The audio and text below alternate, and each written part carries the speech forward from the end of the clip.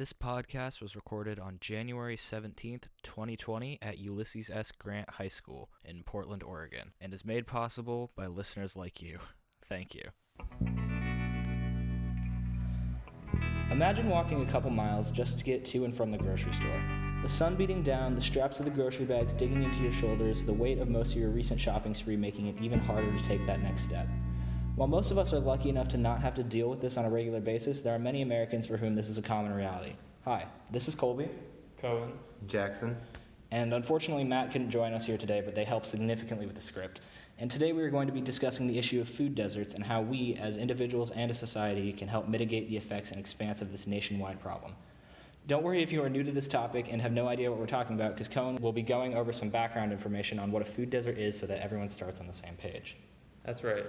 Unfortunately, we got off to a rocky start because a food desert is hard to define, and there isn't really a universally accepted definition.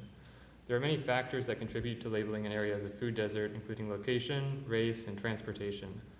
However, today we will be using the USDA's definition of a food desert, which is a low-income census tracts with a substantial number of share residents with low levels of access to retail outlets selling healthy and affordable foods.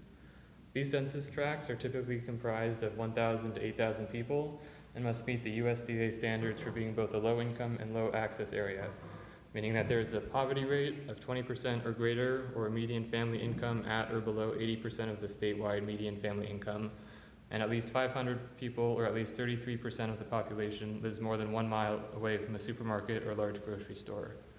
With that being said, it's important to know how a food desert forms in order to better understand how we as both individuals and a society can help alleviate this issue.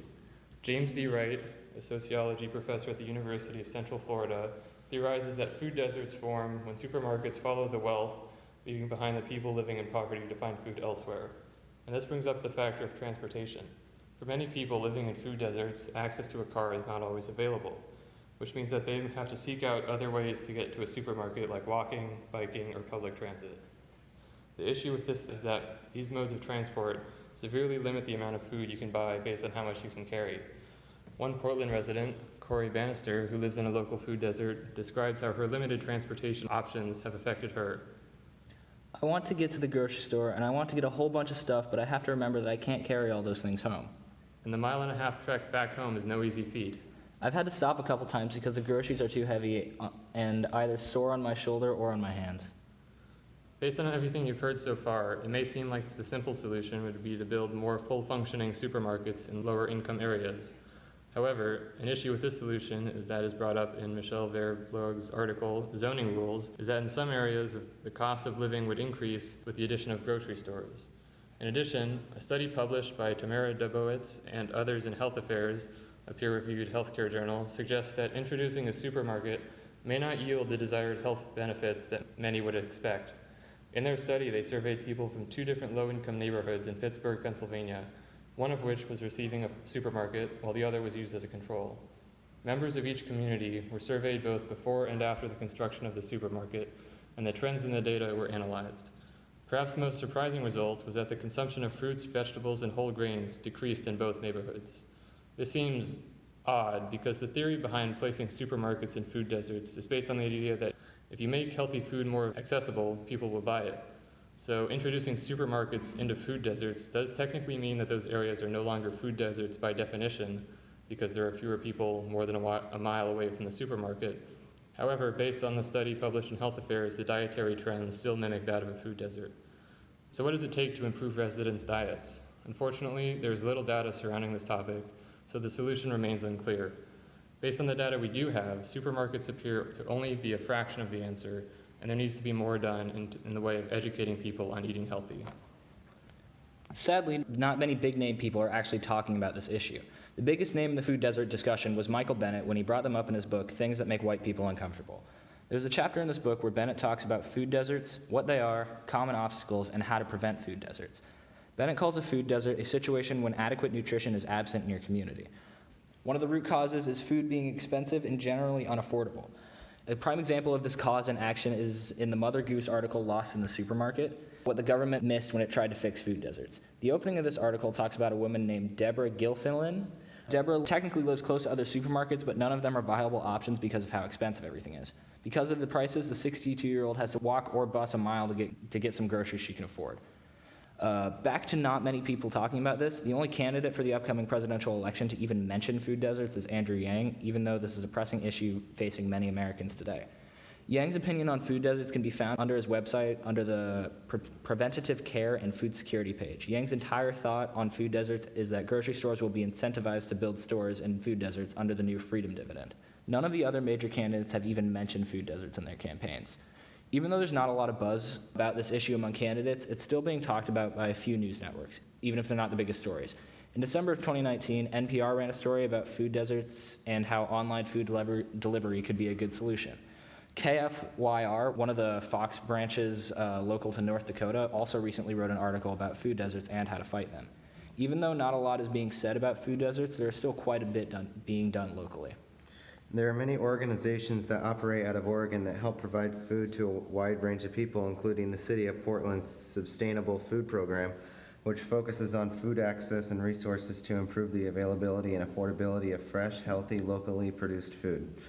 The High Desert Food and Farm Alliance of HDFFA, which is a volunteer organized nonprofit that provides educational programs, connects farmers to grants and loans, and strives to build a strong partnership between consumers and farmers.